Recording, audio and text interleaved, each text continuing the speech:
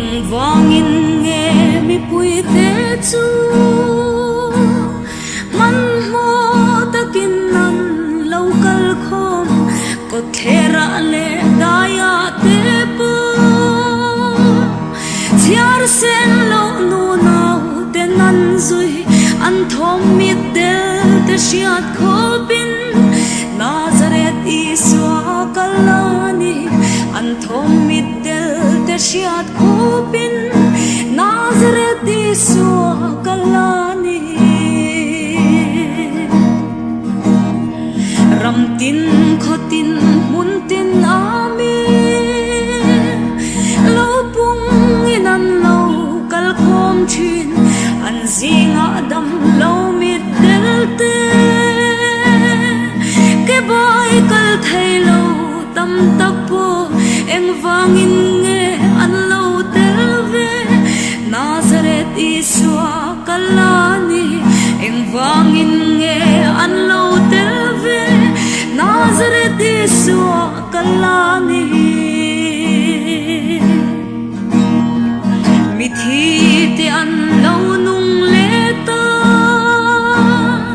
har te ti thiam limin nan om hopal te an lo dam leta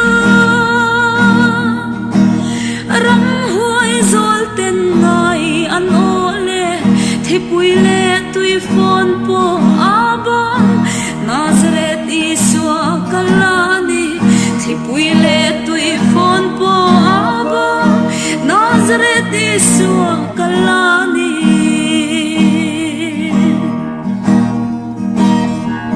in pei lo te in pei ahun sol ti cha po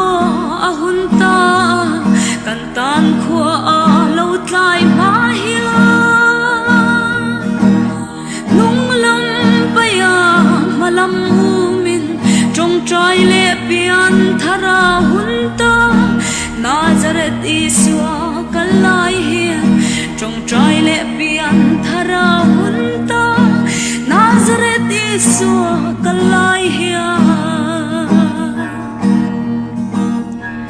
mi pui an thu mun phau thấy lo đâm lo te an om chin